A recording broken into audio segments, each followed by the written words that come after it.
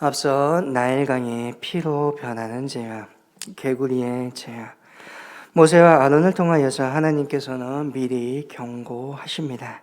그럼에도 이번 이의 재앙에는 경고 없이 순식간에 임하게 됩니다. 이는 바로가 이스라엘 자손을 보내주겠다고 약속하였음에도 불구하고 약속을 지키지 아니하였기 때문입니다. 하나님께서는 바로에게 2번씩이나 돌이킬 수 있는 기회를 허락하셨습니다. 그러나 이집트의 왕 바로는 그 기회를 외면하였습니다. 바로는 자신의 유익을 위한 재앙의 경고의 기회마저 잃어버리고 마는 것입니다. 경고라는 것은 피할 수 있는 기회를 주는 것입니다. 일종의 배려입니다. 우리가 사거리 앞에서 신호를 보게 되면 신호가 바뀌기 전 항상 주황색 불이 켜지게 됩니다. 이것은 멈추라는 경고이지요. 이 다음에는 차가 움직일 수 없는 빨간색 불이라는 것을 일종의 언어로서 경고로서 말해주는 것입니다. 하나님께서는 바로에게 경고하셨습니다. 그리고 또한 이스라엘 백성에게도 언제든지 주의할 것을 이야기하셨던 분이십니다. 항상 불안하고 부패가 일어날 때 하나님께서는 이스라엘 민족에게 선지자를 보내셨고 경고하십니다. 다윗이 타락하였을 때 나단을 보내셨고 아합이 타락하였을 때 엘리야를 보내셨으며 히스기야 왕이 고통당할 때 이사야 선지자를 통하여서 주님께서는 말씀하십니다. 어찌 보면 이 시대를 살아가는 우리에게도 말씀하고 계시고 또한 경고하십니다. 그것은 예수님의 우리에 대한 경고이지요. 내가 다시 오리라. 그렇게 너희는 준비하고 있으라는 것입니다. 그래서 은혜를 누리고 은혜 안에서 살아가라는 것입니다. 그러나 막상 그때는 언제일지 모릅니다. 그것은 도적같이 오신다라고 말합니다.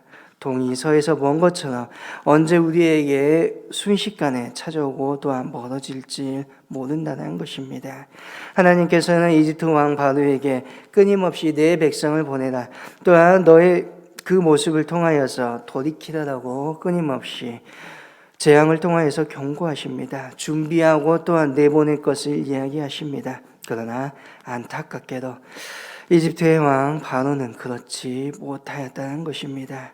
하나님께서는 결국 재앙을 통하여서 끊임없이 자신을 드러내십니다. 하나님께서 애국과 그 왕 바로에게 내리신 재앙은 이제까지는 하수의 근원으로 해서 나타났으나 세 번째 재앙에서는 그 근원인 땅의 티끌로부터 이 티끌을 통하여 아주 작은 이라라는 생물을 통하여 재앙을 내리십니다. 이는 눈에 보이지 않을 정도로 매우 작습니다. 이것들은 사람들의 머리털과 옷속과 또한 가축에게부터 피를 빨고 또한 가려움을 유발합니다. 애굽의 온 천지가 짐승들뿐만 아니라 모든 사람들에게 이가 발생하여 붙었습니다. 모든 이들이 가려움을 참지 못합니다. 작은 티끌로 만들어진 이가 하나의 거대한 집단이었던 사람과 가축 모두에게 고통을 주고 있는 것입니다. 아무런 생각 없이 관심을 끌지 못하던 것들이 뜻밖의 큰 고통을 가져온 것입니다. 어찌 보면 지구상에 있는 모든 재앙들이 큰 것을 통하여서 사실 이루어지는 것은 아닙니다. 인간의 조그마한 부추김이 큰 재난을 가져옵니다. 거대한 해병의 반파제가 물 한 방울 때문에 틈이 생겨 붕괴합니다. 결국 작은 것에서부터 모든 일은 시작됩니다. 그리고 그 작은 것에 대한 우리는 관심과 사랑이 있어야 합니다. 지극히 작은 것, 그거 하나에서부터 우리는 정성을 담아내고 우리의 인내와 열심을 담가내기 시작한다면 모이고 쌓여 결국은 위대한 결과를 가져온다는 것입니다. 우리가 행하고 있는 일들, 나의 성이 결코 작고 또한 무시되어서 되는 일은 아닙니다.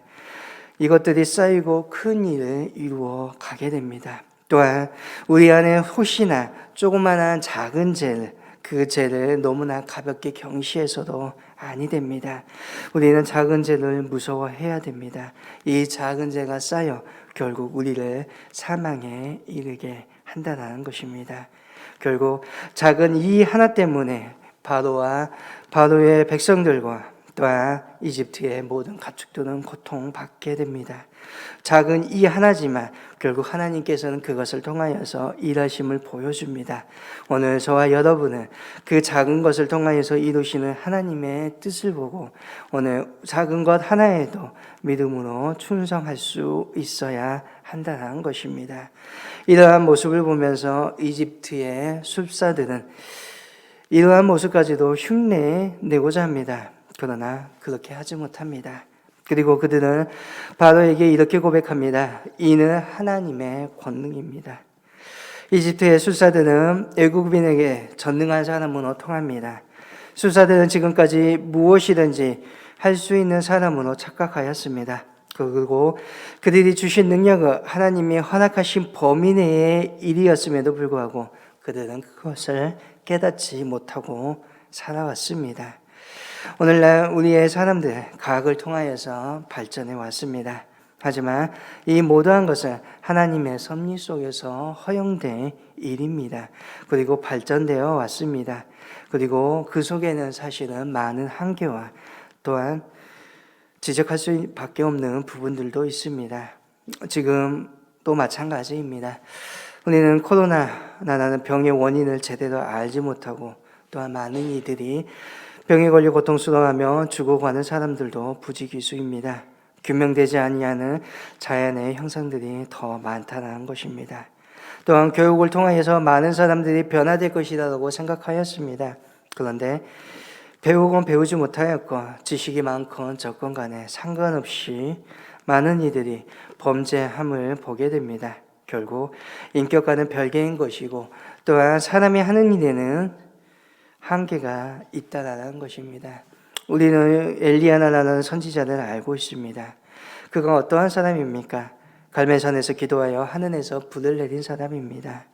또한 바알 선지자 450명과 싸워 이긴 사람입니다. 하늘에서 3년 반 동안 비가 내리지 않았고 또한 기도를 통하여서 비가 오게 하였던 사람이 엘리야입니다. 그런데 그가 이사벨이 엘리야 당신을 죽이겠다라는 그 말 한마디에 그는 뭐라고 고백합니까? 하나님 나를 죽여주시옵소서라고 말합니다. 그렇게 절망합니다. 이것이 바로 사람의 한 모습입니다. 결국 사람은 언제든지 한계를 드러내게 되어 있습니다. 오직 하나님만이 모든 것을 완성하시며 모든 것을 이끌어 가시는 분이십니다. 하나님에게는 한계가 없습니다. 하나님에게는 못하신 것이 없습니다. 우리의 역사의 배우, 모든 일들에 진행하는 것을 이끄시는 것은 하나님의 간섭이며 하나님의 원리라는 것입니다.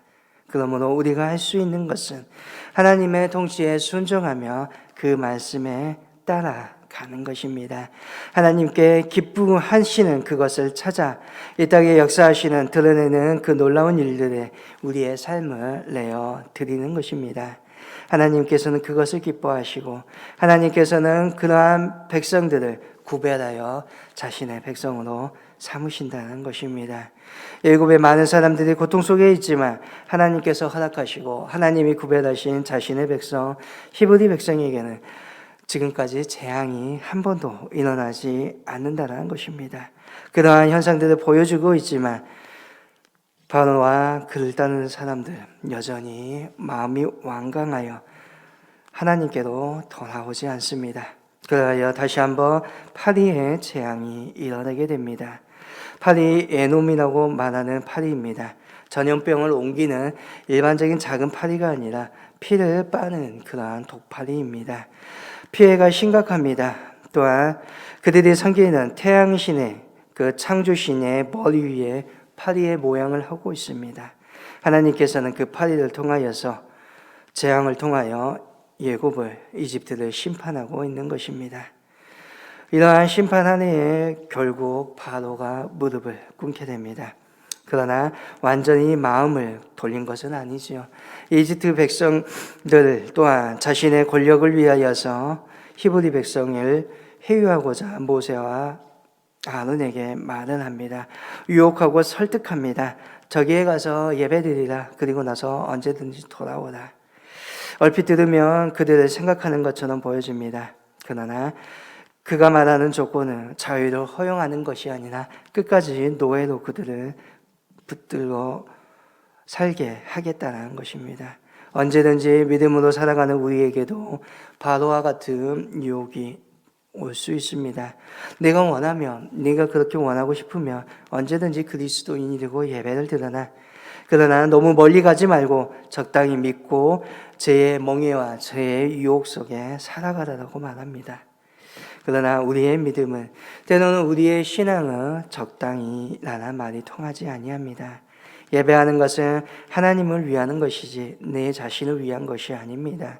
예배하는 것, 하나님 앞에 하나님의 방식대로 우리의 마음과 뜻과 정성을 드리는 헌신의 행위라는 것입니다. 그렇기에 모세는 거절하고 부당하다라고 말하는 것입니다. 우리가 살쯤 지나 광야에 들어가서 하나님께 제사 드리겠다고 말합니다. 살 길쯤 광야로 들어갑니다. 하나님께 드리는 예배에 자신의 삶, 자신의 시간을 두고 예배 드릴 수 있는 그러한 기간, 준비하는 시간이 필요하다는 것입니다. 그렇기에 우리는 때로는 결단해야 됩니다. 이렇게 복잡한 세상 속에서 무엇을 구별하고 또한 어떻게 나의 시간을 하나님께 드려야 할지, 또한 어떠한 상황, 어떠한 장소에서 우리의 태도를 어떻게 분명히 해야 될지 결단해야 됩니다. 끊을 때 끊고 또한 붙을 때 붙어야 되는 결단이 우리에게는 필요합니다.